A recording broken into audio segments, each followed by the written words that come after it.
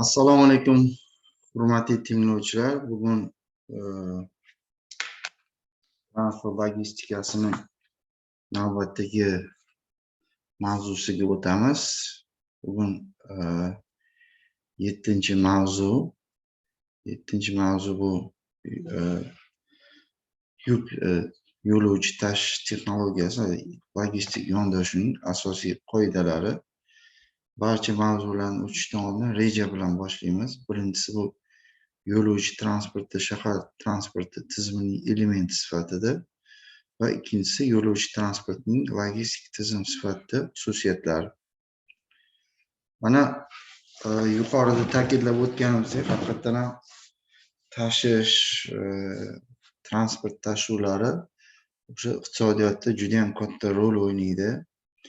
Mana slaydda ham ko'rib turibsizlar, yo'lovchilarga xizmat ko'rsatish bozorida transportning har xil turlari baquvvat bo'lib, ular tomonidan yo'lovchilarning turli xil xizmatlar taqdim etiladi. Mana bu yerda avtobus tashuvlar, trolleybuslarda yo'lovchilarni tashish va tramvay yo'lovchilarni tashish. Mana 3 ta muhim o'sha yo'lovchilarni xizmat ko'rsatish transportlarini ko'rib chiqamiz. Endi keyingi slaydimizda mana asosiy bizning shaharda ham, Toshkent shahrida ham avtobus qatnashishi, o'sha barcha marshrutlarni qo'yilganligi, avtobusning o'z vaqtida kelishi, o'sha yo'lovchilarga xizmat ko'rsatish bu avtobus xizmatiga kiradi.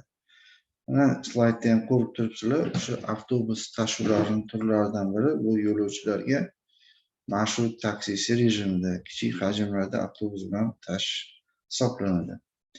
Bunday tashishda manevrlik, transport qulayligini oshishi, harakatlashning yuqori tezligini ta'kidlash lozim. Biroq bu afzalliklar yo'lovchilardan jamoat avtobus transportiga nisbatan qimmatroq narx to'lashga talab etadi. Ushbu transport turi bu imtiyozli toifalar mavjud emas. Lekin mana bizning shaharda ham haqiqatan ham avtobus tashish yo'lga qo'yilgan. Barcha marshrutlar Toshkent shahri, Toshkent viloyatlariga avtobusda tashish yo'lga qo'yilgan va bu eng asoslaridan biri hisoblanadi. Keyingisi bu trolleybus tashuvi. Yaqin oragacha Toshkent shahrida ham bor edi, lekin hozir yana mana hurmatli prezidentimiz aytdilar, trolleybus va tramvay tizimini yana tiklaymiz deb. Mana bu yerda yozib qo'yishibdi. O'sha trolleybuslardan yo'lovchilarni tashish 300 ming kishidan ortiq aholi bo'lgan shaharlarga amalga oshiriladi. Boshqa transport turlari mavjud bo'lganda trolleybus bog'lovchi transport rolini raqobatlashadigan boshqa transport bo'lmagan taqdirda asosiy transport rolini o'ynaydi. Shahar hududida yo'lovchilarni tashish uchun trolleybuslardan foydalanish afzalligiga quyidagi kiradi. Bu birinchi bilasizlar, o'sha ekologik atrof muhitning zararli kamligi, tebranishning pastligi, haydash qulayligi, manevrlik, mana tramvayga qaraganda yoki salon chiqindi hid yo'qligi, tashishga nisbatan arzonligi. Biroq bu transport turi belgilangan yo'nalishdan chetga chiqish qobiliyatiga ega emas. U bevosita elektr energiyasi mavjudligiga bog'liq va yo'lda to'siqlar mavjud bo'lmagan, manevrchiligini cheklangan. Bilasizlar, o'sha trolleybuslar o'zini liniyasida borish kerak. O'sha elektr tarmog'i bor joyda shunga cheklangan joyini hisobga olinadigan bo'lsa. Keyingisi mana bizning respublikamizda hozir Samarqand viloyatida, Samarqand shahrida tramvay asosan yuribdi, lekin Toshkentga ham qayta tramvay yo'lini tiklashga reja qilingan. Hozir o'sha ustida loyihalar ishlab chiqilyapti. Tramvaydan o'sha transportning asosiy turi sifatida foydalanish shahar aholisining soni 500 ming kishidan ko'proq bo'lganda amalga oshiriladi. Uning quyidagi afzalliklarini ajratish mumkin. Birinchi navbatda o'sha yana bir marta qaytaraman, ekologik toza, samaradorlik, yo'nalish bo'ylab yuqori tezlik va harakatlanish muntazamligi. Kamchiligi bu relsdan yo'laklarni qurish yirik kapital sarfini talab etadi va yo'nalishni o'zgartirish mutlaq cheklangan. O'sha berilgan marshrut bo'yicha faqat yurishi mumkin. Mana keyingisi bu o'sha shahar transportida o'sha tashqi transport, mana yo'l tarmoqlari, shahar transporti, transport vositalari, tez yurar transport va yer usti transporti hisoblanadi. Mana bu yerda ko'rib turibsizlar, o'sha tashqi transport endi bizaga avtomobil, temir yo'l, havo yo'li yoki suv orqali mana yo'lovchilarni mana ko'rib ko'rsanglar, bu yerda havoda o'sha bizani aeroportlar, aerovokzallar, temir yo'lda ham xuddi shu texnik stansiyalar, yo'lovchi stansiyalari, shahar atrofidagi bekatlar kiradi. Bu endi temir yo'li saralash stansiyalar yoki yuk stansiyalari ham qo'shish mumkin. Avtomobil transportiga bu yerda tashqi avtomobil yo'llari, tarmoqlar hamda vokzallar kiradi. Suv transportiga bu yerda yo'lovchi portlari, yuk portlari va hamda mahalliy portlar ichiga oladi. Bu yo'l tarmoqlarida endi bu yerda transport vositalarini tez yurar transporti yoki yer usti transportiga ajratishimiz mumkin. Bu yerda ko'rib turibsizlar, sxemada o'sha metropoliten tez yurarligi, tez yurar tramvaylar yoki bitta o'sha marshrutga olib borilgan bo'lsa, o'sha marshrut bo'yicha tez yurar avtobuslarni ham kiritish mumkin. Endi bu yerda tramvay, trolleybus, avtobus, yuk avtomobillari, yengil avtomobillar, mototsikllar va velosipedlar o'sha yer usti transport vositasi kirdi. Mana ko'rib turibsizlar, pastdagi o'sha taksi idoraviy shaxsiy harakatlanish boshqarishi, xizmat ko'rsatish tarmoqlari barchasi mana shu shahar transport tizimi qanchalik murakkabligini ko'rib turishingiz mumkin. Endi yo'lovchilarni tashish boshqarishning logistik tizimlari quyidagi vazifalarni guruhlash mumkin. Bu birinchisi o'sha dispetcherlik xizmati. O'sha dispetcherlik xizmatiga bu o'sha tashishni tahlil qilish, prognozlash, qaror qabul qilish, rejalashtirish, tezkor boshqarish va nazorat o'z ichiga oladi. Bu nima degani? O'sha yo'lovchi tashishlarda boshqarishning logistik tizimlaridan asosi o'sha dispetcherlik, depozitlik bo'linmalari o'z ichiga oladi.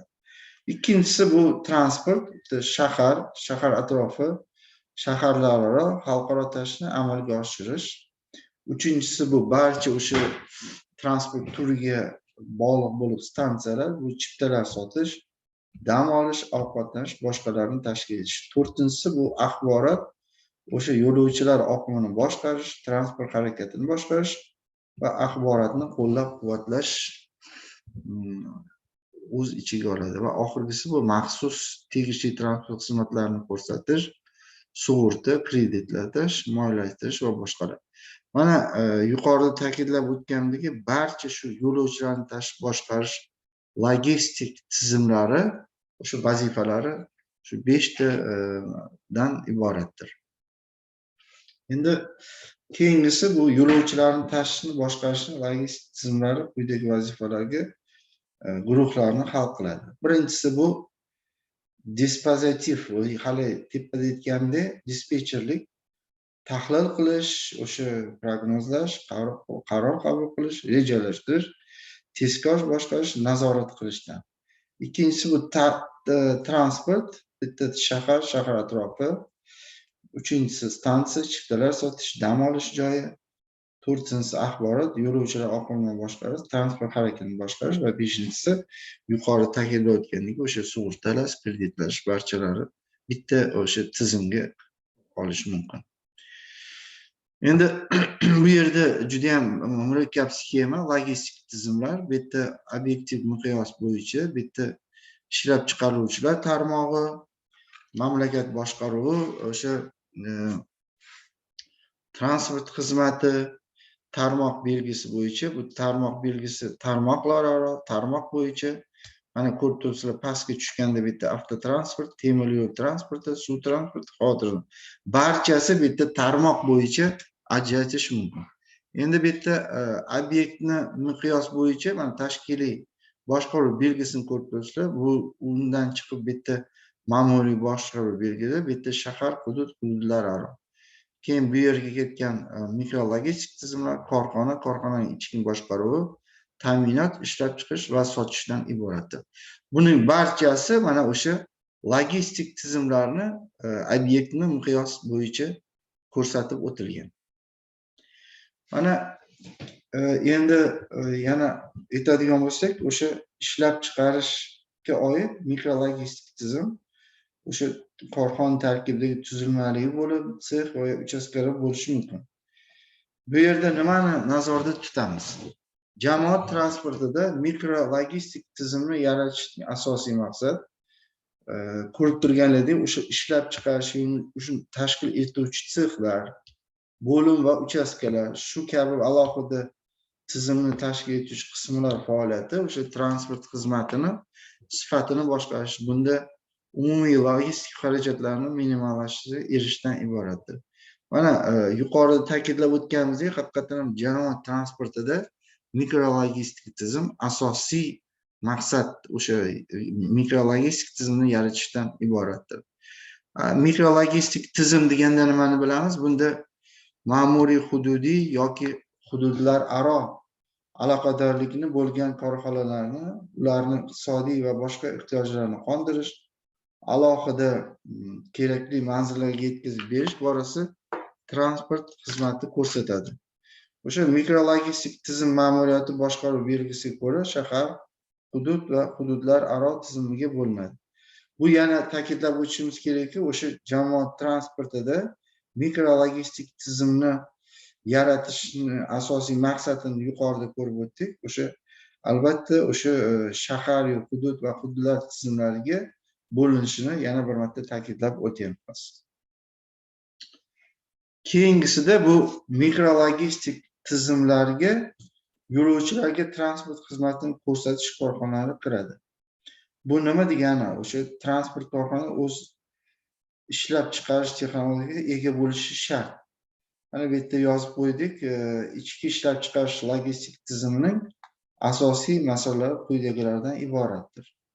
Bu inson va moddiy resurslardan samarali foydalanish, zaxiralarni optimallashtirish, korxonalar kapitalini tezlashtirish, tovar ishlab chiqarish va aylanish vaqtini kamaytirish va oxirgisi transport xizmatini ishlab chiqarish xarajatlarini minimallashtirish va tayyor mahsulot sifatida saqlashdan iboratdir. Bu yana bir marta aytaman, o'sha transport mikrologistik tizimni yo'lovchilarga transport xizmatini yana ko'rsatuvchi korxonalar, o'shani ishlab chiqarish, ularni ta'minlash, boshqaruvga ega bo'lishi shartdir. Mana ko'rib turibsizlar, o'zingizlar shahar transport tizimida ijtimoiy iqtisodiy xarakteristikaga quyidagi parametrlar ta'siri shakllanadi. Mana ko'rib turibsizlar, o'sha aholi transport harakatlanligi, aholiga o'sha transport tashuvlarida e'tiborga olish, o'z vaqtida yo'lovchilarni tashish, o'z vaqtida manziliga olib borish. Bu hammasi o'sha transport harakatchanligiga. Ikkinchisi bu jamoat transporti va xususiy transportni rivojlantirish sharoitlari.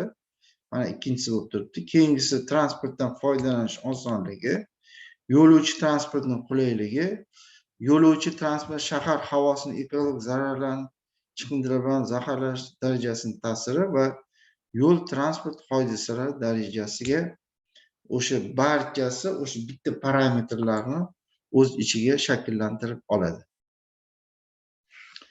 Mana bu yerda yuqorida aytganimizdek, haqiqatan aholining transport harakatchanligi shahar yo'lovchi transportining ish faoliyatini o'z aks ettiruvchi asosiy xarakteristika hisoblanadi. Nimadan iboratdir? Bu yerda mana birinchisi shahar hayotining jadalligi. Ikkinchisi shahar qurilishi va obyektlar joylashuvining xususiyatlari. Uchinchisi shahar yo'lovchi tashish tizimining hozirgi holati va rivojlanishi va hudud iqtisodiyotning rivojlanish darajasi. Bu barchasini yig'indisi o'sha aholiga transport harakatchanligini, yo'lovchilarni o'z vaqtida olib borish, transport ish faoliyatini aks ettiruvchi asosiy xarakteristika hisoblanar ekan. Endi bu yerda keyingisi mana ta'kidlab o'tishimiz kerak, yo'lovchi transportida ijtimoiy iqtisodiy sifatida ko'p jihatdan quyidagi parametrlar ta'sir etishi shakllanadi. Birinchisi yo'nalish tarmog'i zichligi. Bu qancha aholini zichligiga qarab yo'nalish zichligi amalga oshiriladi. Ikkinchisi bu yo'lovchi transport yo'nalishida uzunligi barcha tarmoq uzunligi nisbatan ko'rsatuvchi yo'nalish koeffitsiyentiga bo'linadi. Har bir 1000 kishiga to'g'ri keluvchi transport vositalari soni, harakat tekisligi, harakat ketadigan vaqt, oltinchisi transport vositasining yo'lovchi sig'imiga foydalanish, yetib borish davomida yo'nalishni almashtirish koeffitsiyenti. Mana barchasi o'sha nima deydi, yo'lovchi transportining ijtimoiy iqtisodiy sifatini, ya'ni o'sha parametrlar ta'sir etishi mana o'sha 7 ta parametrdan iboratdir. Keyingisi bu yerda ko'rib turibsizlar, o'sha transport texnologik yetkazib berish sxemalarini ishlab chiqish va amalga oshirish quyidagilarga imkon beradi. Bu birinchisi ko'rib turganinglardek modulli prinsipdan foydalangan holda transportni tezkor rejalashtirish va dispetcherlik boshqaruvini soddalashtirish. Keyingisi texnologik operatsiyalar oqimi, uzluksizlikni va maksimal parallelligini ta'minlash, turli tashkilotlar xodimlari tomonidan operatsiyani muvaffaqiyatli bajarishni tashkil etish va yuklarni yetkazib berishi umumiy vaqtini qisqartirish. Mana bu barchasi o'sha transport texnologik yetkazib berish sxemasini o'z ichiga oladi.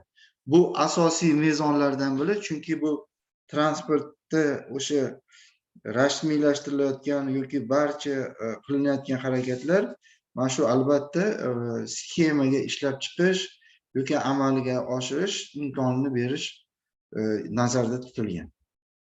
Mana keyingisi bu o'sha transport xizmati sifatida va ijtimoiy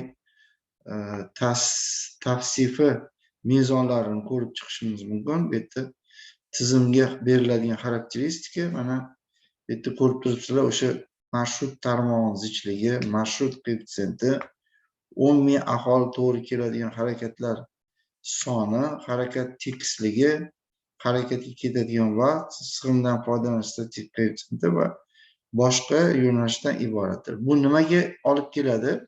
O'sha shahar qurilish tadbirlari, transport infrastrukturasi, transport tizimini optimallashtirish, bu hammasi transport tizimi, harakatlar tizimini yangilash, harakatni tashkil etish, rivojlanish va ekologik tadbirlar. Bu barchasi o'sha transport xizmati sifatini xarakteristikasiga olib keladi.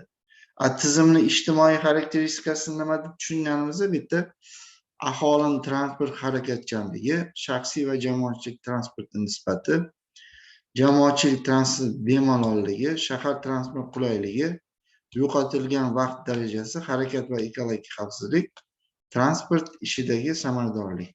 Barchasi o'sha tizimning ijtimoiy xarakteristikasiga olib keladi. Endi hurmatli tinglovchilar, e'tiboringiz uchun rahmat. Bugungi o'sha transport, ya'ni yo'l tashish transportiga berilgan mavzuni ko'rib chiqdik. Hali keyingi darslarda buni yana qayta takrorlaymiz. Berilgan vazifalarni o'z vaqtida qilishinglarni so'raymiz va keyingi darslarimizni davom ettiramiz. E'tiboringiz uchun rahmat.